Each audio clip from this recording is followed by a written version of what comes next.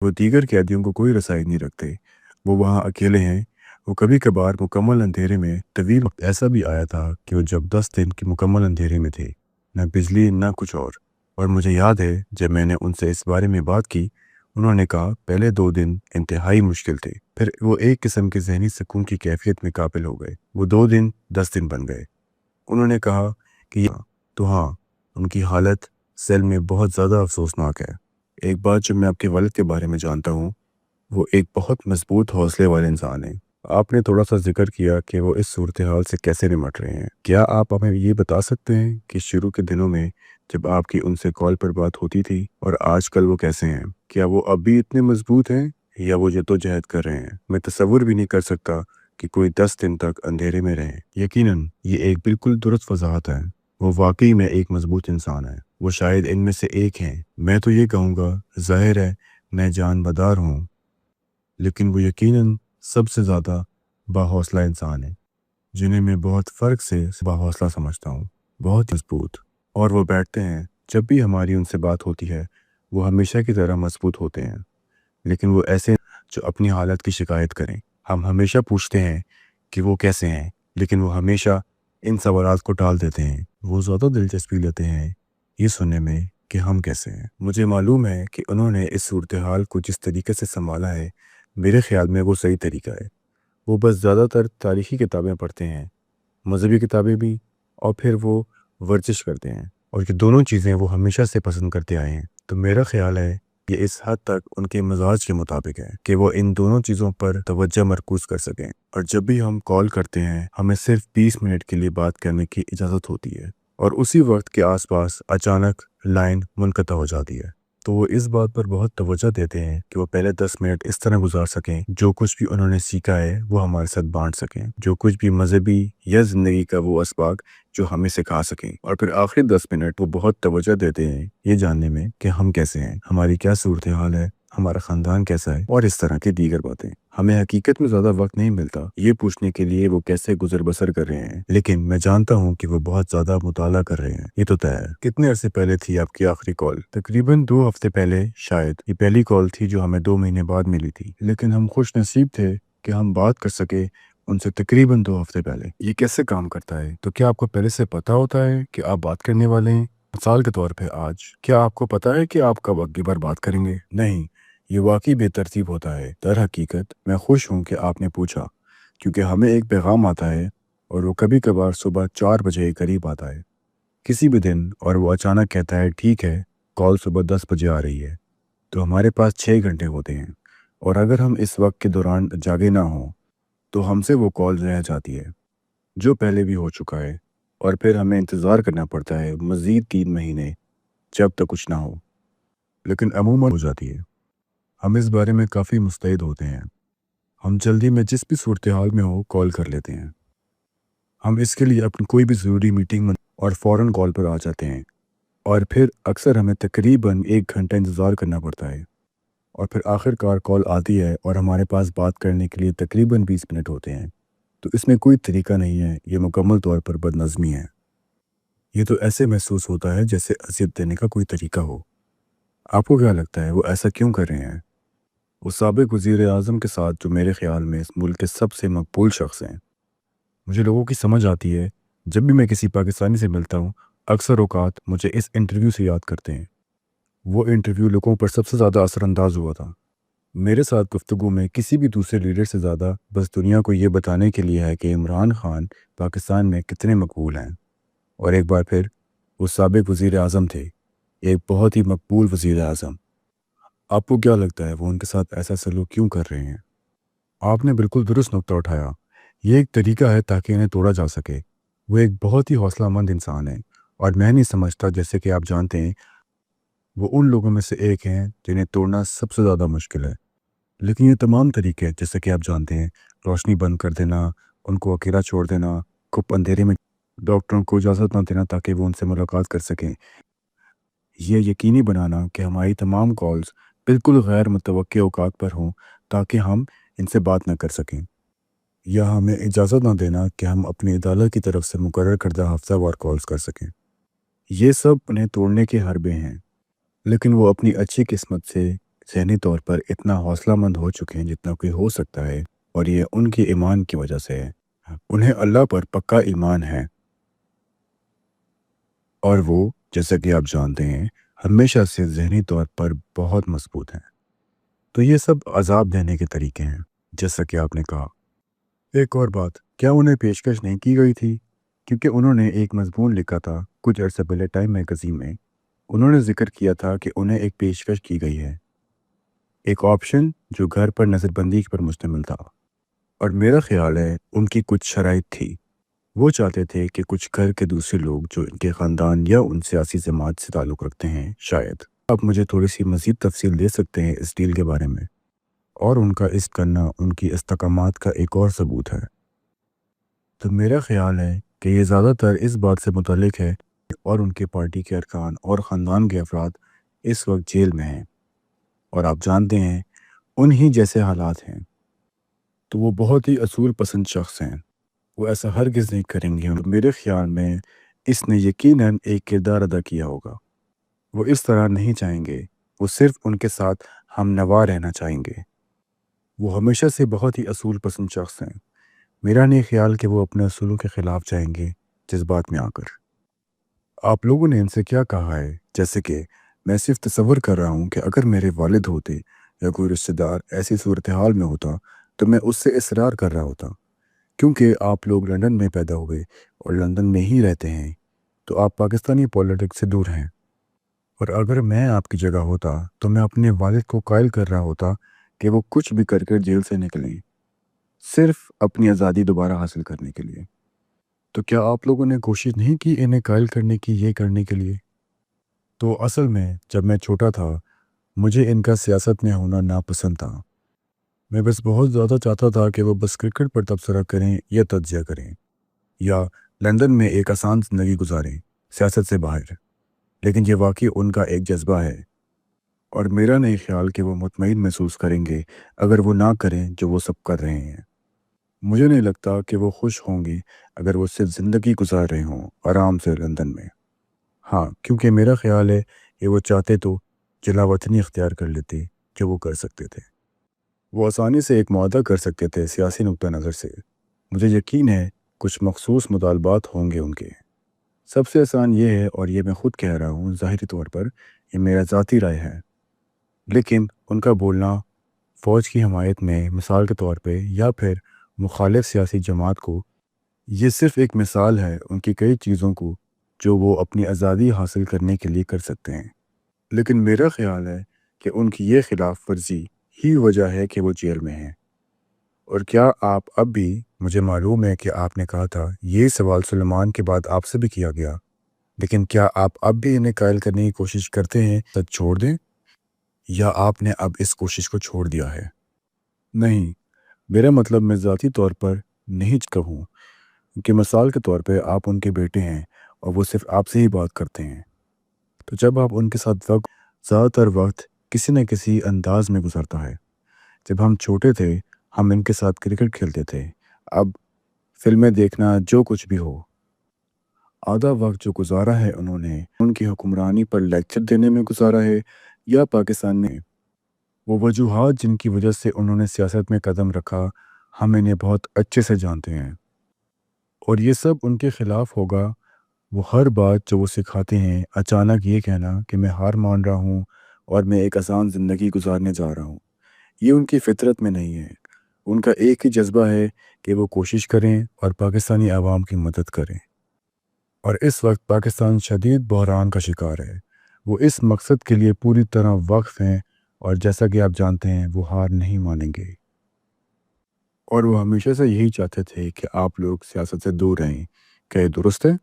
جی ہاں، میرا یہ خیال ہے۔ دراصل اگر آپ غور کریں، پاکستان کی دو بڑی سیاسی جماعتوں پر ایک روایت قائم ہے جو خاندانی سیاست کی صورت میں ہے، جو کہ غالب ہے دو مختلف خاندانوں پر، لہٰذا وہ ہمیشہ سے نہیں چاہتے کہ ان کی سیاسی جماعت اس روایت کی پیروی کرے، اور جی ہاں، لہٰذا میں ذاتی طور پر کبھی نہیں چاہتا کہ وہ پاکستان کی سیاست میں شامل ہوں، اور میرا نہیں خیال کہ وہ یہ چاہتے ہیں کہ ہم بھی سیاست میں آئیں۔ جی ہاں، مجھے علم ہے قاسم، آپ بھی اسی طرح کی پوزیشن میں ہیں، میں شامل نہیں ہونا چاہتے، آپ ایک بہت کامیاب کاروباری شخصیت بھی ہیں، تو آپ کے پاس ایک سیاست سے ہٹ کر بھی زندگی ہے، اور اس بات سے کچھ حد تک ظاہر ہوتا ہے کہ شاید آپ کو میرے اگلے سوال کا جواب معلوم ہو کہ آپ یہ انٹرویو اب کیوں اور اس وقت کیوں دے رہے ہیں۔ تو سب سے بڑھ کر ہم نے آزمایا ہے جس کے بارے میں ہمیں لگے کہ وہ انہیں باہر نکالنے میں مدد کر سکتا ہے۔ ہم نے کبھی نہیں سوچا تھا کہ وہ اتنے عرصے تک اندر رہیں گے جتنا وہ اب تک رہ رہے ہیں۔ لہٰذا ہم کسی حد تک ان راستوں سے مایوس ہو چکے ہیں، اور ہم نے فیصلہ کیا ہے کہ ٹھیک ہے، اب واحد راستہ یہ ہے کہ کوئی عملی اقدامات لیا جائے کہ سامنے آ کر عوام کا خیال ہے۔ میں آپ کا شکر گزار ہوں کہ آپ نے اجازت دی کہ ہم یہاں اس معاملے پر بات کر سکیں۔ جو ہم چاہتے ہیں وہ ہے پاکستان کی طرف سے بین الاقوامی دباؤ، کیونکہ اس وقت عمران خان ایک غیر انسانی زندگی گزار رہے ہیں۔ وہ نہیں دے رہے انہیں بنیادی انسانی حقوق، وہ واقعی میں کسی بھی طور پر کافی اقدامات نہیں کر رہے، اور جو ہم چاہتے ہیں وہ ہے عالمی دباؤ۔ جی بالکل، میرے خیال سے جیسے قاسم نے کہا، ہم نے کوشش کی، ہم نے بہت کوشش کی، ہم نے باقی تمام راستے آزما لیے، قانونی ذرائع، اور اب یہ معاملہ بالکل خاموش ہو چکا ہے۔ ایسا لگتا ہے یا کم از کم صورتحال بہت خاموش ہو گئی ہے، اور آپ جانتے ہیں یہ صرف بنیادی طور پر انسانی حقوق کی بات ہے، نہ صرف ہمارے والد کی بلکہ دیگر سیاسی قیدیوں کے لیے بھی، کی جمہوریت کی بحالی کے لیے بھی، ہمارے اپنے ذاتی فوائد سے ہٹ کر۔ جی ہاں، یقیناً آپ کے ذاتی فوائد ہیں، یہ آپ کے والد ہیں، اور دیکھیں، بس بین الاقوامی برادری کو سمجھانے کے لیے کہ پاکستان میں صورتحال کس قدر سنگین ہے۔ پاکستان کی آبادی کتنی ہے؟ تقریباً 200 ملین، میرے مطابق شاید ہو 200 ملین سے بھی زیادہ۔ تو بڑی فوجی طاقت، جہاری ہتھیار بھی ہیں، بڑی معیشت بھی ہے۔ بہت سے لوگ یہ نہیں سمجھتے کہ کس طرح پاکستان جمہوریت کی حمایت کرنے والا ملک ہے، اور یہ میں اپنی ذاتی رائے پیش کر رہا ہوں۔ میں جمہوریت اور ایک بڑا وکیل ہوں۔ پاکستان میں جو ہوا ہے، ایکس کو لفظی طور پہ ممنوع کر دیا گیا ہے، مکمل طور پہ ممنوع کر دیا گیا ہے۔ مظاہرین پر ہلاکت، آپ کے والد کا نام ٹی وی سے منع کر دیا تھا، ریڈیو اسٹیشن اور سوشل میڈیا سے بھی۔ یقین کریں، کوئی ان کا نام بھی نہیں لے سکتا تھا۔ مجھے نہیں معلوم ہے کہ کوئی اس کو جمہوریت کہہ سکتا ہے، اور وہ یہ ہے کہ لوگ حوالہ دینے کے لیے، قاسم، وہ آپ کا نام استعمال کر رہے تھے آپ کے والد کا حوالہ دینے کے لیے، بین سے بچنے کے لیے، اور آپ کے والد کے خلاف الزامات جو ہیں وہ بے حد اہم۔ میں سمجھتا ہوں کہ یہ ایک سیاسی سازش ہے، مگر یہ جمہوریت کی ہر اس حد سے باہر ہے جو تصور کی جا سکتی ہو۔ میرا مطلب ہے، میں کافی ہے برازیل کی بھی، حالانکہ برازیل میں اس حد تک کچھ بھی نہیں ہوا جو پاکستان میں کیا جا رہا ہے۔ تو یہ سب کافی افسوسناک ہے، جس سب سے آپ کے والد گزر رہے ہیں اور جس سب سے ملک گزر رہا ہے۔ اور میں پھر یہ اپنی رائے بتا رہا ہوں، اور میں جانتا ہوں کہ آپ اس انٹرویو پر آئے ہیں سیاست سے دور اور اپنے والد کے بارے میں زیادہ بات کرنے کے لیے، لیکن میں ان کو جو سن رہے ہیں اور جو پکے ہیں یہ بتانا چاہتا ہوں کہ اس ملک میں کیا ہو، والد کی لڑائی کتنی اہم ہے۔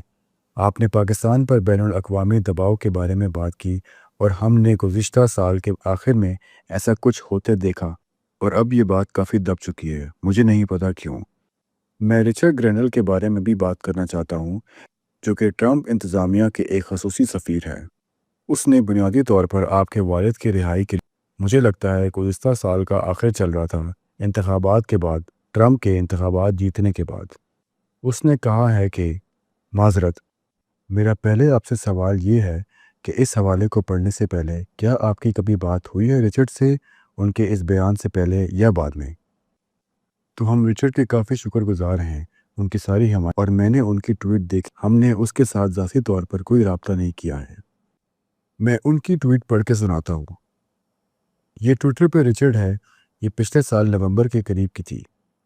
دیکھو پاکستان، جھوٹے الزامات پر جیل میں ٹرمپ جیسے رہنماؤں کو اور عوام کو امریکی کی سرخ لہر سے متاثر کیا گیا ہے۔ دنیا بھر میں سیاسی کارروائی کو روکو۔ سب سے پہلے وہ کہتا ہے، اور میں نے کیا کہ لوگوں کو عمران خان کی شخصیت کے متعلق کروں۔ میں نے ان کا صدر ٹرمپ کے ساتھ بھی بہت موازنہ کیا، وہ ایک ہی طرح کے سیاسی ہدف سے گزرے ہیں۔ ٹرمپ نے فتح حاصل کی اور اب وہ صدر ہے، لیکن میں ہے۔ اس ٹویٹ میں رچرڈ کی خصوصیت پر آپ کا کیا خیال ہے؟ مجھے یقیناً یہ لگتا ہے کہ قانون سازی میں اور جس طرح نشانہ بنائے گئے، دونوں ایک ہی ہیں۔ جی ہاں، میں سمجھتا ہوں میں یہ ٹھیک سمجھتا ہوں۔ اس کے بارے میں جو وہ کہتا ہے کہ انہیں جھوٹے الزامات کہتے ہیں اور یہ بھی کہتے ہیں کہ لوگوں کو اس سے متاثر کیا گیا ہے امریکی سرخ لہر سے، اور وہ اسے سیاسی کارروائی کہتے ہیں، جس کا آپ نے پہلے بھی ذکر کیا ہے۔ کیا آپ کہیں گے کہ یہ رچرڈ کی طرف سے ایک صحیح خصوصیات ہے؟ اور اس کے علاوہ ٹرمپ انتظامیہ میں دوسروں کے لیے آپ کا کیا پیغام ہوگا؟ ٹرمپ اور ایلان کو بھی شامل کر کے وہ ان کی مدد کے لیے کیا، اگر کوئی چیز آپ کے والد کی مدد کرنے کے لیے؟ تو مجھے لگتا ہے کہ یقینی طور پر یہ ایک منصفانہ خصوصیت ہے جب پاکستانی سیاست کی بات آتی ہے۔ 100% وہ غلط الزامات ہیں، بڑھائے ہوئے الزامات، جو کوئی بھی تھوڑا سا دیکھے گا اس کو بھی دکھ جائے گا۔ ایک پیغام یہ ہے کہ ٹرمپ انتظامیہ کے لیے، اور ہم کسی بھی حکومت سے مطالبہ کریں گے جو آزاد اظہاری اور مناسب جمہوریت کی حمایت کرتی ہے، کہ وہ ہمارے والد کی آزادی کی دعوت میں، اور خاص طور پر دنیا کے سب سے طاقتور رہنما بھی۔ میرا مطلب ہے، جی ہاں، میں مکمل طور پر اتفاق کرتا ہوں۔ ہم صرف یہ چاہتے ہیں کہ بین الاقوامی برادری سے کیا ہو رہا ہے اور امید کی کارروائی کریں۔ ٹرمپ سے بہتر کون ہے اس کے لیے؟ تو ہم ٹرمپ سے بات کرنا پسند کریں گے، یا کوئی ایسا طریقہ تلاش کرنے کی کوشش کریں گے جہاں وہ کسی طرح مدد کر سکیں، کیونکہ دن کے آخر میں والد کو آزاد کروانے کی کوشش کر رہے ہیں پاکستان میں جمہوریت، اور صرف ان کی بنیادی نہیں بنائیں۔ کیا آپ اس بات سے مطمئن ہوں گے اگر دنیا میں کوئی جو کافی جانی شخصیت ہو یا اس کا سیاسی اثر ہو جو مدد کرنا چاہتا ہے؟ اور یہ سوال میں نے ابھی کیا آپ چاہتے ہیں کہ وہ صرف اس بارے میں عوامی سطح پر بات کریں، یا آپ چاہیں گے کہ وہ آپ سے ملیں؟ آپ کیا مشورہ دیں گے؟ ان لوگوں کو کیا کہیں گے؟ دونوں۔ مجھے لگتا ہے کہ اس کے طور پر بات کریں کھل کے۔ مجھے لگتا ہے یہ بہت اچھا ہوگا، صرف تھوڑا سا شور پیدا کرنے کے لیے، کیونکہ یقینی طور پر حال میں ہی تھوڑا سا خاموش پڑ گیا ہے، اور یقیناً اگر وہ تھوڑا سا بھی کر سکے ہمیں اچھا لگے گا، اور وہ ہمارے پاس آئیں اس صورتحال میں مدد کرنے کے لیے، یا کوئی بھی طریقہ ہو۔ میں آپ کے والد کا ایک اقتباس پڑھنا چاہتا ہوں۔ جو بات ہم نے پہلے کی تھی اس پر واپس آتے ہیں، کیونکہ یہ صرف آپ کے والد نہیں تھے جن کو نشانہ بنایا گیا تھا، ان کی حالیہ بیوی بھی جیل میں ہیں، خاندان کے دوسرے ممبران اور ان کے سیاسی مختلف طریقوں سے نشانہ بنایا گیا ہے۔ مجھے یاد ہے کہ جب میں نے آپ کے والد کا انٹرویو کیا تھا، ان کی پارٹی میں بہت سے لوگ بھاگنے کی کوشش کر رہے تھے یا دوسرے ممالک میں خاندان کے ممبران کے بارے میں پریشان تھے۔ میں نے ان سے بہت سے لوگوں سے نجی طور پر بات بھی کی ہے۔ ٹائم میگزین میں سے آپ کے والد کے اسی مضمون سے ایک بار پھر ایک اقتباس پڑھوں گے۔ ہمارے سوشل میڈیا رضاکاروں، ڈائسپورا اور کارکن کے حامی، ان کے خاندانوں کو اختلاف پر کی کوشش میں ان کو ہراساں اور اغوا کیا جا رہا ہے۔ آپ لوگوں نے یہ دیکھا ہے؟ کیا یہ سچ ہے؟ کیا آپ کے والد کی حمایت کرنے والوں کو تھا؟ جی ہاں، مجھے لگتا ہے کہ یہ کافی بڑے پیمانے پر رپورٹ کیا گیا ہے کہ صحافیوں، حامیوں اور پارٹی کے ممبران جنہیں اغوا کیا گیا ہے، لاپتہ کیا گیا ہے۔ ایسے اطلاعات بھی آئی ہے کہ لوگوں کو تشدد کا نشانہ بھی بنایا گیا ہے۔ میرے خیال میں یہ بات خاص حد تک درست ہے۔ کیا یہ بات آپ دونوں کو فکر میں ڈالتی ہے؟ جی بولیں قاسم۔ میں بس یہ کہنے لگا تھا کہ میرا مطلب ہے، سلمان نے کہا ہے کہ رپورٹس میں یہ بات کافی حد تک واضح ہے کہ وہ تقریریں دیتے ہیں، بکھرے ہوئے دکھتے ہیں اور پریشان حال نظر آ رہے ہوتے ہیں، اور اچانک وہ میرے والد پی ٹی آئی کا حصہ نہیں رہتے، یا اچانک وہ لوگ سیاست بھی چھوڑ کے چلے جاتے ہیں، اور یہ سب اس سب سے یہ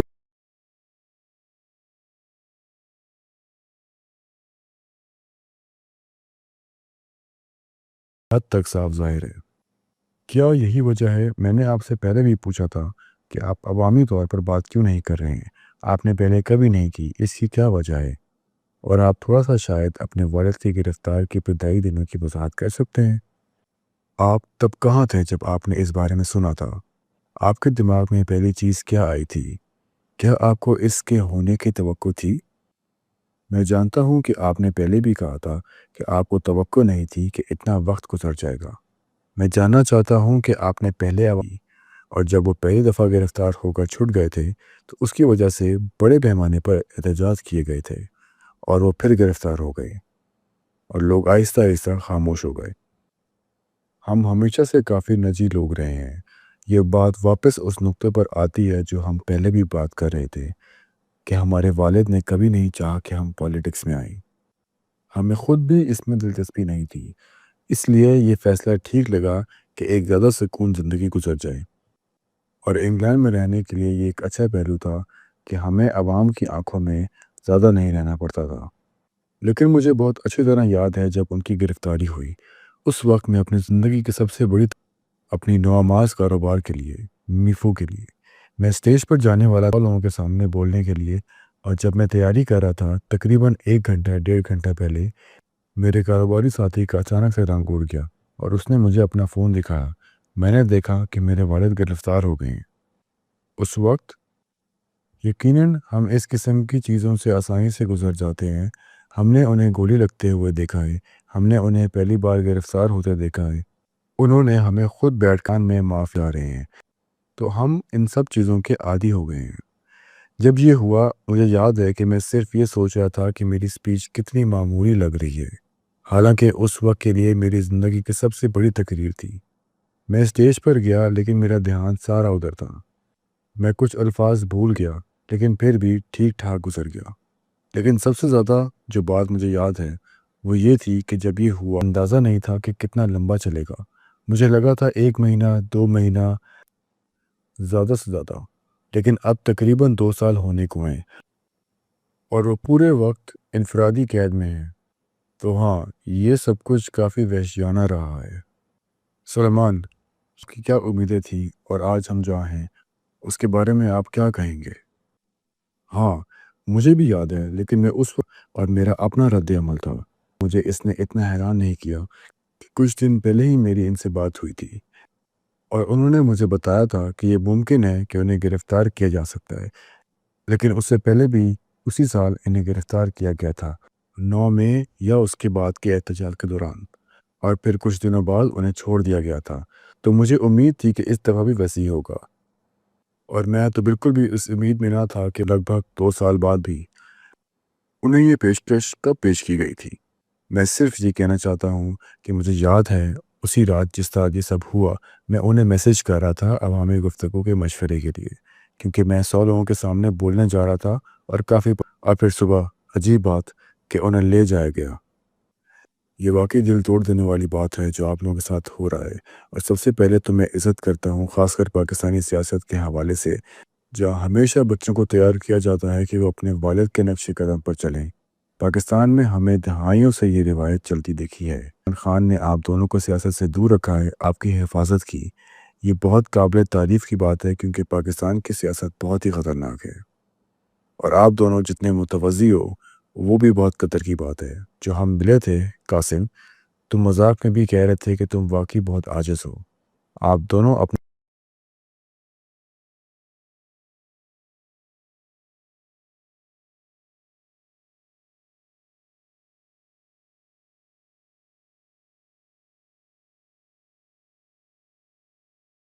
میں آواز اٹھا رہے ہو، جبکہ پتہ ہے کہ پاکستانی فوج اور حکومت کس حد تک ظالم ہو سکتی ہے، اور ان لوگوں کے خلاف جو عمران خان کے حق میں بولتے ہیں۔ یہ بہت ہمت والی بات ہے اور میں اس بات سے دل کا احترام کرتا ہوں۔ میں یہ بھی پوچھنا چاہتا ہوں کہ جب انہیں گھر میں نظر بندی کی پیشکش دی گئی تھی جیل سے نکلنے کے لیے، تو کیا آپ نے انہیں مشورہ کیا تھا؟ کیا انہوں نے کبھی پوچھا تھا کہ کیا یہ ڈیل ایکسیپٹ کر لینی چاہیے یا یہ فیصلہ ہمیشہ ان کا اپنا تھا؟ اور کیا گھر میں کسی اور فرد سے اس فیصلے پر مشورہ کیا ہو؟ مجھے نہیں لگتا کہ وہ کبھی ایسی ڈیل لیں گے۔ میں انہیں ایسے فیصلے کرتے ہوئے دیکھ ہی نہیں سکتا کہ وہ صرف اپنی جان بچانے کے لیے کریں۔ وہ بہت زیادہ اصولوں کے ساتھ چلنے والے انسان ہیں۔ جیسے کہ میں نے پہلے بھی کہا، جب تک ان کا مشن پورا ہو رہا ہے وہ مطمئن ہے، اور مجھے نہیں لگتا کہ وہ کسی ڈیل کو قبول کریں گے جب تک ان کے حامی بھی جیل میں ہیں۔ ان کی طرف سے مجھے نہیں لگتا کہ وہ گھر چلے جائیں گے اور بیٹھ جائیں گے جبکہ باقی لوگ جیل میں ہوں گے۔ اور ایک اور بات جو لوگ واقعی جاننا چاہیں گے وہ یہ ہے کہ آپ کے والد کے ساتھ کالز ہوتی تھیں، ان میں آپ لوگ کس چیز پر بات کرتے تھے؟ کیا وہ کوئی دھیانی باتیں کرتے تھے؟ خاص کر اب جب وہ جیل میں کافی کچھ پڑھ رہے ہیں اور نئی چیزیں سیکھ رہے ہیں، کیا آپ ہم سے کچھ واضح کر سکتے ہیں؟ میں جانتا ہوں کچھ باتیں آپ کی نجی ہوں گی، لیکن ان سب لوگوں کے لیے جو آپ کے والد کے ساتھ دے رہے ہیں، ان پر یقین رکھتے ہیں اور جن لوگوں نے پچھلے سال احتجاج میں اپنی جان تک داؤ پر لگا دی ان کے لیے کچھ وقت اچھا ہوگا۔ یہ باتیں کیسی ہوتی ہیں؟ کچھ ایسے پیغامات جو آپ کے والد چاہتے ہیں یہاں تک پہنچیں آپ کی نجی گفتگو کے علاوہ؟ تو ایک چیز یہ ہے کہ ہاں وہ بہت سی باتیں نجی ہوتی ہیں اور زیادہ تر گھر کے متعلق ہوتی ہیں، لیکن کبھی کبھی ہلکے پھلکے انداز میں وہ بات کرتے ہیں۔ حال ہی میں ایک بار وہ ہنس رہے تھے کہ ان کے مخالفین کتنے مایوس ہو گئے ہیں، صرف ان پر تشدد کرنے کے وہ ہنس کر کہہ رہے تھے کہ اب تو میرا ویسے بھی باہر کی دنیا سے رابطہ نہیں ہے۔ جب کبھی انہیں اپنے لائر سے ملنے دیا جاتا تھا تو ان سے کہتے تھے تو بتاؤ دنیا میں کیا ہو رہا ہے، جیسے ایک ہلکا پھلکا مذاق ہو۔ وہ بہت اچھی طرح سمجھ گئے ہیں کہ لوگ کتنے مایوس ہو گئے ہیں اور سینسرشپ کا لیول بھی بہت عجیب ہے۔ اگر آپ کو پتہ ہے ورلڈ کپ کے سلسلے میں 1992 کے ورلڈ جس میں وہ پاکستان کے کپتان تھے نے جیت حاصل کی تھی، ان کی تصویروں کو ہر جگہ بلر کر دیا گیا تھا اور کراپ کر دیا گیا تھا۔ سوچو ورلڈ کپ جیتنے والے کپتان کے ساتھ ایسا سلوک، کتنی چھوٹی سوچ ہے۔ تو ہنس رہے تھے، جو ایک چھوٹی سی لیکن دلچسپ سی بات ہے۔ صبر، انہوں نے ان کی تصویر کراپ کر دی تھی۔ میں آپ کو بعد میں بولنے کا موقع دوں گا، لیکن مجھے اس بات کا نہیں پتا تھا۔ یہ تو کچھ زیادہ ہی کارٹون جیسا لگ رہا ہے۔ تو اصل میں ان تصویروں میں جو کرکٹ ورلڈ کپ سے متعلق تھی جہاں وہ کپتان تھے، ان میں ان کی تصویروں کو کراپ کر دیا گیا ہے۔ میں عمران خان کو تب سے جانتا ہوں جب سے وہ پرائم منسٹر نہیں تھے۔ جیسے ہوں ایک بڑا دیہی علاقوں والا ملک۔ میں عمران خان کو کرکٹ اسٹار کے طور پر کافی اچھی طرح سے جانتا ہوں۔ تیروں میں ہوتے ہیں ہر پوز میں، لیکن اب انہیں اس میں سے بھی ہٹا دیا گیا ہے۔ ہاں، یہ لوگ سینسرشپ میں نہ تو کوئی حکمت عملی دکھاتے ہیں اور نہ ہی کوئی شرافت، بس اب سب کچھ کھلی آنکھوں کے سامنے ہو رہا ہے۔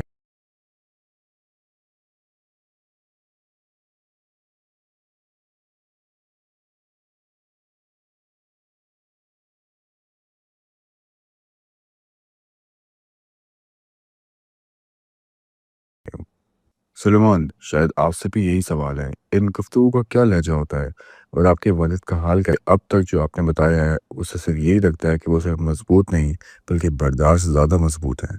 یہ برداشت ہی نہیں کر رہے بلکہ مخالف پارٹی کی مایوسی۔ ہاں، مطلب جیسے کہ میں نے پہلے بھی کہا، نہیں ہے جو اپنے حالات کے بارے میں شکایت کرے۔ مجھے پورا یقین ہے کہ ان کے لیے بہت مشکل ہوگا، جیسا ان کی کوٹری اتنی چھوٹی ہے اور 10 دن کے لیے رکھا گیا ان کو اندھیرے۔ یہ ایک بے رحم عزت کا طریقہ ہے، بہیمانہ تشدد کا طریقہ بھی ہے۔ ان کو کسی سے رابطہ کرنے کی اجازت نہیں ہے اور آپ کی فون کالز بھی 20 منٹ کے بعد کاٹ دی جاتی ہیں۔ یہ ایک شرمناک سلوک ہے جو ان کے ساتھ کیا جا رہا ہے۔ وہ لوگ جنہوں نے سنگین جرائم کیے ہیں، جو کہ ظاہر ہے کہ آپ کے والد ان کے نزدیک بھی نہیں آتے۔ لیکن معذرت کہ میں نے آپ کی بات کاٹی سلیمان، وہ ایک مثبت رویے سے محسوس کرتے ہیں۔ میرا خیال ہے کہ وہ واقعی محسوس کرتے ہیں کہ وہ پہلے تقریباً 2 سالوں سے وہاں ہیں۔ انہوں نے زیادہ سیکھا ہے اور حکمت عملی کے لحاظ سے بھی۔ آپ جانتے ہیں انہوں نے واقعی ایک اچھا لائے عمل تیار کیا ہے کہ وہ مستقبل میں کیا کرنا چاہتے ہیں۔ یہ خیال ہے کہ وہ ہمیشہ پر امید رہتے ہیں اور وہ اسے ایک بہترین سیکھنے کا موقع سمجھتے ہیں، جسے کہ آپ جانتے ہیں اگرچہ ظاہر ہے کہ یہ اصل میں کتنا مشکل ہے۔ جی ہاں، میں یہ کہنا چاہتا ہوں کہ وہ ہمیشہ سے بہت مطالعہ کرنے والے ہیں، لیکن اب ان کے پاس اتنا وقت ہے کہ وہ تاریخی شخصیت کے بارے میں پڑھ سکیں، گزشتہ قائدین کے بھی بارے میں اور ایمان کے بارے میں بھی، اور ان کا ماننا ہے کہ وہ پچھلے 2 سالوں میں پچھلے 20 سالوں سے زیادہ ترقی کر چکے ہیں، اور انہوں نے بالکل یہ الفاظ کہے ہیں کہ اس کے ساتھ ساتھ وہ ذہنی طور پر کتنے ترقی یافتہ ہوئے ہیں، اور وہ کہتے ہیں کہ روحانی طور پر بھی۔ جیسا کہ آپ جانتے ہیں کہ وہ یہ حکمت عملی بنا رہے ہیں کہ رہائی کے بعد پاکستان کے لیے کیا کر سکتے ہیں۔ تو ہاں، وہ ان چند لوگوں میں سے سب کے بعد بھی باہر امید کے ساتھ زیادہ مضبوط بن کر نکلیں گے۔ کیا آپ کو لگتا ہے کہ وہ واقعی باہر آئیں گے؟ میرا مطلب ہے یقیناً میں یہی، مگر ہم یہاں کیوں ہیں؟ اس کی وجہ یہ ہے کہ آپ جانتے ہیں ہمیں لگتا ہے کہ ہمارے پاس کے راستے محدود ہوتے جا رہے ہیں، اور جو چیز ہمیں سب سے زیادہ پریشان کر رہی ہے وہ یہ ہے کہ پاکستان پر خود دباؤ تھا، خبروں کا زور۔ آپ جانتے ہیں یہ سب حال میں ہی کافی حد تک ختم ہو گیا، یہ مدھم پڑ گیا ہے۔ تو ہم یہاں اس لیے ہیں کیونکہ ہم واقعی پریشان ہو رہے ہیں، فطری طور پر اس وقت بہت پریشان ہیں، یہاں تک کہ ان پر ایسے مقدمات قائم کرنے کی دھمکیاں دی گئی ہیں جس میں سزائے موت آپ جانتے ہیں اس لیے کر رہے ہیں۔ وجہ یہ ہے کیونکہ حالات آ رہے ہیں، لیکن جی ہاں، ہم امید کرتے ہیں، جی ہم صرف پر امید رہ سکتے ہیں۔ کیا وہ جانتے ہیں کہ آپ یہ انٹرویو کر رہے ہیں؟ جی ہاں، ہم نے ان سے پوچھا تھا۔ یہ وہ چیز ہے جس کے پیچھے وہ شاید نہ ہوں، اور یہ ہمیں بہت پریشان کر رہی تھی۔ وہ ہمیشہ چاہتے ہیں کہ ہم نجی زندگی گزاریں اور سیاست اور دنیا سے دور رہیں، لیکن ہم نے ان سے پوچھا، ایک کال پر پوچھا، اور ہم نے کہا کہ آپ کو کیا لگتا ہے کہ یہ ٹھیک ہوگا؟ ہم یہ کرنا چاہتے ہیں، ہم دیکھنا چاہتے ہیں کہ کیا ہم کچھ مدد کر سکتے ہیں، اور انہوں نے کہا کر لو۔ عمران خان سیاست سے باہر کیسے ہیں؟ ایک انسان کے طور پر وہ کیسے ہیں، اور ان کی وہ کون سی پہچان ہے کہ دنیا نہیں دیکھ پاتی ہے؟ وہ ایک بہت والد ہیں اس طریقے سے۔ آپ جانتے ہیں، ایک عجیب سے انداز میں، یعنی انہوں نے اپنی زندگی سیاست اور پاکستانی عوام کے لیے وقف کر دی ہے۔ اس طریقے سے ان کے ذہن میں لاکھوں بچے مجھے لگتا ہے کہ ہوں گے، لیکن انہیں جب بھی موقع ملتا ہے، انگلینڈ آتے تھے، ہم پاکستان جاتے تھے، تو وہ کسی طرح 2 ہفتے صرف ہمارے ساتھ گزارنے کے لیے نکال لیتے تھے، جو کہ ایک بہت مشکل کام ہے کسی اتنے مصروف آدمی کے لیے۔ احساس نہیں ہے کہ وہ آدھے سے زیادہ کافی کہہ لیں مزاحیہ انسان بھی ہیں، لیکن آج کل ہم انہیں کافی عرصے سے نہیں دیکھ پائے ہیں۔ میرا مطلب ہے، آخری دفعہ جب ہم نے انہیں دیکھا تو وہ اپنے لوگوں کے لیے، اپنے سپورٹرز کے لیے ایک ریلی کر رہے تھے، اور اس وقت ان کی جان کی لینے کی کوشش کی گئی تھی۔ لیکن یہ بات تھوڑی سی الگ ہے، جب ان کی جان لینے کی کوشش کی گئی اور انہیں ٹانگوں میں 3 گولیاں لگی تھیں، اور اگر ان کا ایک نیچے نہ کرتا تو انہیں سینے، اور وہ سپورٹر بدقسمتی سے واقعی میں اپنی جان گنوا بیٹھا۔ لیکن اس کے بعد ہم فوراً نکل گئے اور ان سے ملنے گئے، اور اس سفر کا اپنا ہی ایک سفر بھی تھا۔ ہم تقریباً 15 گاڑی، ایک بام پروف گاڑی میں تھے، وہاں ایک نقلی گاڑی بھی تھی، اور ایک گاڑی جس میں ڈیٹنیٹرز تھے جو پیچھے سے تیار تھی۔ جب ہم گھر پہنچے تو ہمیں یہ دیکھنا پڑا کہ ہمارے کھانے میں زہر نہ ہو۔ ہمیں کھڑکیوں سے دور رہنا پڑتا تھا کیونکہ سنائپر کا خطرہ تھا۔ ہر جگہ افراتفری تھی، سب کچھ انتہائی پریشانی سے بھرا تھا، اور یہ آخری مرتبہ تھا جب ہم نے انہیں دیکھا۔ یہ وہ آخری دفعہ تھا جب ہم ان سے ٹھیک سے مل پائے تھے اور بات کر پائے تھے، اور وہ اس وقت ویل چیئر میں تھے، گولیاں لگی ہوئی تھی، اور بہت عجیب لگتا تھا انہیں ویل چیئر میں دیکھنا، کیونکہ وہ عام طور پر ایک بھرکار شخصیت رہتے تھے، پھر بھی چلنے میں مشکل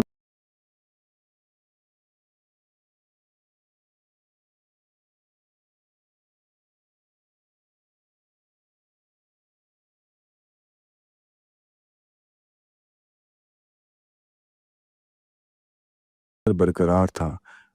یہ آخری دفعہ تھا جب ہم نے انہیں حالی وقت میں دیکھا۔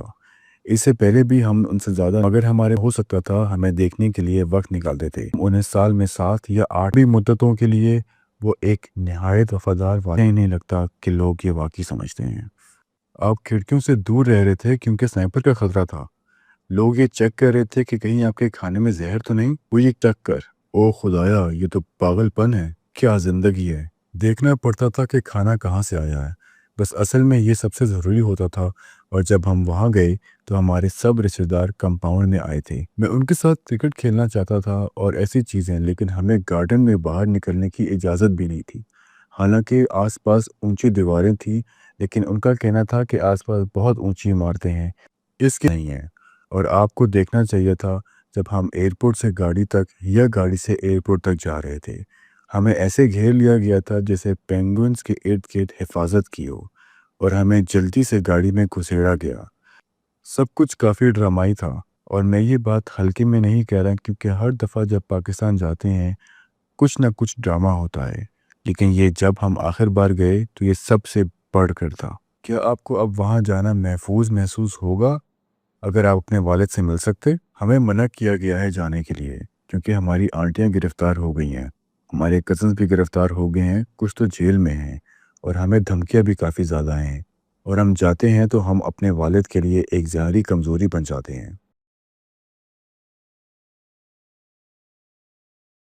اور ایک اور طریقہ جس سے وہ ان تک پہنچ سکتے ہیں، اور اس لیے وہ ہمیشہ ہمارے آنے کے دوران سب سے زیادہ ٹینشن کا وقت تھا۔ کافی پریشان رہتے تھے کیونکہ وہ ڈرتے تھے کہ جب وہ لوگ بے چین ہوتے ہیں، وہ ہر طریقہ اپنا رہے ہوتے ہیں، وہ کیا کر سکتے ہیں۔ ظاہر ہے اس بارے میں سوچا ہے، ہاں، آپ کبھی نہیں جانتے کہ کیا ہو سکتا ہے۔ اگر آپ کا پاکستانی فوجی ساتھ یا ان لوگوں سے بات کر سکیں جو فیصلہ ہوگا، میں یہ کہنا چاہوں گا کہ صرف ایک بات کا لحاظ رکھیں، پاکستان میں جمہوریت کا فیصلہ عزت کے لائق ہے، اور وہ شخص جو پچھلے جنرل انتخابات کو دیکھ چکا ہے اس میں یہ بات صاف نظر آتی ہے کہ پی ٹی آئی کے امیدوار کو اپنے نام پر انتخابات لڑنے تک کی اجازت نہیں ملی۔ وہ آزاد امیدوار کے طور پر کھڑے ہوئے اور پھر بھی سب سے زیادہ سیٹ جیت کر دکھائی۔ یہی تھا، اور اس کے باوجود مختلف طریقوں سے جمہوری عمل کو روکنے کی کوشش کی گئی۔ تو میرا پیغام یہ ہے، جمہوریت کا احترام کریں، عوام کے فیصلے کا، اور پاکستان کو اس راستے پر چلائیں جہاں عوام کی آواز سب سے اونچی ہو۔ بالکل، جب آپ دیکھتے ہیں کہ پچھلے الیکشن میں جس طرح کے طریقے استعمال کیے گئے تو یہ سب کچھ کسی ڈیموکریسی کا حصہ نہیں لگتا۔ ایک ایسے تقریباً 40% لوگ غیر تعلیم یافتہ ہیں۔ ان لوگوں کے لیے بیلٹ پہ نشان دیکھ کر ووٹ دینا بہت ضروری ہوتا ہے، اور اسی نشانی کو کرکٹ کا بیٹ جو کہ عمران خان سے جڑا ہوا ہے الیکشن سے چند دن پہلے بین کر دیا گیا۔ اس کا مطلب یہ ہے کہ عوام کو یہ تک نہیں معلوم ہو سکا کہ یہ ووٹ کہاں دینا ہے۔ اس کے علاوہ الیکشن کے دن ٹویٹر بین کر دینا، انٹرنیٹ بند کر دینا، اس سب سے انتخابات میں دھاندلی ظاہر ہے۔ شاید یہ سب سے ظاہری دھاندلی انتخابی مداخلت جو میں نے کسی جمہوری نظام میں دیکھی۔ تمہارے والد قید میں ہیں کچھ الزاموں کی بنیاد پر، اور شاید میں آخری 2 سوال پوچھنے سے پہلے شاید سلیمان میں نے بات کی ہے کہ یہ الزامات کتنے بے معنی اور بے مطلب ہیں۔ کیا الزام لگائے ہیں تمہارے والد پر؟ ایسے کون سی باتیں ہیں جن کی وجہ سے وہ قید میں ہیں؟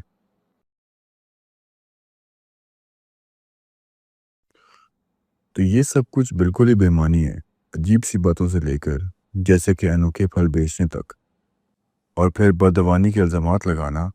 یہ سب سے ہے جو میرے والد کو نہیں جانتے۔ جو بھی میرے والد کو جانتا ہے اسے یہ اندازہ ہے کہ وہ کبھی بھی کرپٹ نہیں، اور اگر وہ کرپٹ ہوتے تو وہ 20 سال تک نہ لڑتے، اپنی پارٹی خود سے نہ بناتے اور اسے محنت نہ کرتے۔ وہ کسی بھی وقت کسی بڑی اسٹیبلش پارٹی میں شامل ہو کر، جیسے کہ انہیں بار بار دعوت ملی، پیسہ اور اسرار و رسوخ بنا سکتے تھے، لیکن ان کا یہ طریقہ نہیں ہے۔ میں سمجھتا ہوں کہ اسٹیبلشمنٹ بھی یہ بات جانتی ہے کہ وہ کرپٹ نہیں ہے، تو پھر ان پہ کرپشن کے الزام لگار بات ہے۔ اب سوال اٹھتا ہے، قاسم، اس انٹرویو سے پہلے، جبکہ یہ معاملہ اتنا نازک ہے، جب پاکستان میں جو کچھ ہو رہا ہے وہ سب کے دونوں نے کبھی بھی پبلک میں بات نہیں کی، تو آپ کی فیملی کا کیا رد عمل تھا؟ یہ فیملی جسے 2 سال سے زیادہ عرصے سے نشانہ بنایا گیا ہے، ان کا کیا کہنا تھا ان سب پر؟ کچھ لوگ اس فیصلے کے پیچھے پوری طرح کھڑے تھے، لیکن کچھ کا رد عمل ملا جلا تھا۔ یہ اس بات پر انحصار کرتا ہے کہ آپ کس سے پوچھ رہے ہیں۔ آخر میں ہم نے انہیں یہ بات سمجھا دی کہ اگر اس کام میں تھوڑا سا بھی فرق اگر کسی طریقے سے ہم ان کی رہائی میں مدد کر سکیں، وہ انٹرنیشنل کمیونٹی سے گزارش کرنا ہو یا ٹرمپ جیسے کسی شخص سے بات کرنا ہو، تو یہ کوشش کرنا ضروری ہے۔ اگر تھوڑا سا بھی فرق پڑتا ہے تو یہ سب کچھ کرنا بہت قابل ہے۔ تو ہم خیرہ عوام میں دکھانے کے لیے تیار ہیں اس مقصد کے لیے۔ میرا آخری سوال آپ لوگوں سے یہ ہے، اگر یہ انٹرویو ان کے ساتھ ہو رہا ہوتا، اگر کسی طرح ہم ایک کیمرہ چھپ کر جیل میں لے کر لائیو ریکارڈ کر لیا ہوتا، تو وہ کیا کہتے؟ ان کا پیغام کیا ہوتا، خاص کر پاکستان کے لوگوں کے لیے اور باقی دنیا کے لیے؟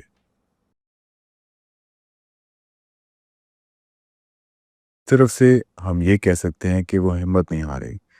جب تک وہ رہا نہیں ہو جاتے وہ مضبوطی سے کھڑے رہیں گے، اور جب وہ رہا ہوں گے تو امید ہے کہ وہ ایک اثر ڈالیں گے، ایک تبدیلی لائیں گے۔ اور آپ دونوں، قاسم اور سلیمان، کا پیغام کیا ہوگا پاکستان کے لوگوں کے لیے اور دنیا کے لیے؟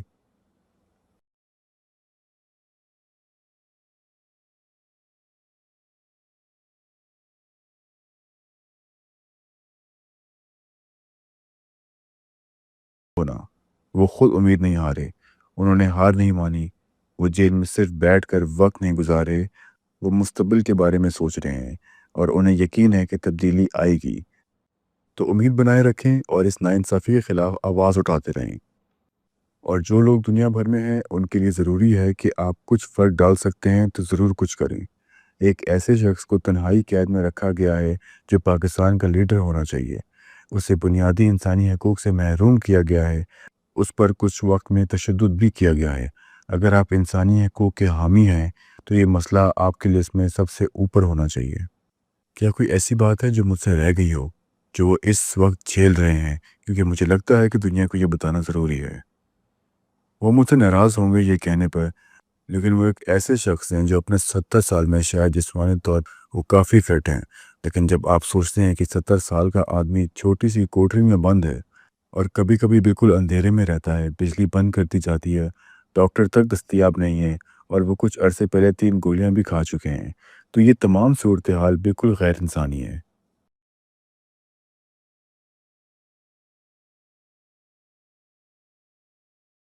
اور اگر میں اپنی بات ختم کروں تو یہ کہنا چاہوں گا کہ میں اکثر اپنے انٹرویوز میں کوئی موقف نہیں لیتا، لیکن کچھ حالات ایسے ہوتے ہیں جہاں خاموش رہنا ناانصافی ہوتی ہے۔ پاکستان ایک بہت بڑا ملک ہے، جیسا کہ آپ نے کہا 200 ملین سے زیادہ لوگ، یا تقریباً 1/4 بلین لوگ ہیں، ایک نیوکلیر پاور ہے، ایک اکنامک پاور بھی ہے۔ سب سے اہم بات یہ ہے کہ عمران خان جتنے بھی باغی ہیں ہے کہ میں ان کی کچھ پالیسی سے اختلاف رکھتا ہوں، اور ہو سکتا ہے کہ آپ دونوں بھی اپنے والد کی کچھ باتوں سے اختلاف رکھتے ہوں، پر لوگوں نے ان کو ووٹ دیا ہے اور دنیا کو۔ اگر آپ چپ رہ جائیں جب ایک جمہوریت کو دبایا جا رہا ہوتا ہے، اور اگر یہ کاملہ کسی بھی جمہوریت میں دہرایا جا سکتا ہے، اس لیے بہت ضروری ہے کہ آپ کی سیاسی سوچ کچھ بھی ہو، لیکن کچھ بنیادی اصولوں کے لیے کھڑے رہنا چاہیے۔ جمہوریت ان میں سے ایک ہے۔ میں دعا کرتا ہوں آپ کے والد جلد جیل سے رہا ہوں، دعا کرتا ہوں کہ وہ صحت مند رہیں، پاکستان میں حالات بہتر ہوں، اور آپ لوگ ایک عام زندگی گزار سکیں، عمران خان کی فیملی اور آپ دونوں بھی۔ میں آپ کا وقت دینے کا بہت شکریہ ادا کرتا ہوں۔ عمران خان کا بھی شکریہ کہ انہوں نے اس انٹرویو کی اجازت دی، اور میں امید کرتا ہوں کہ جلد دوبارہ عمران خان کا انٹرویو کروں۔ قاسم اور سلمان، آپ دونوں کا بہت شکریہ۔ خدا حافظ۔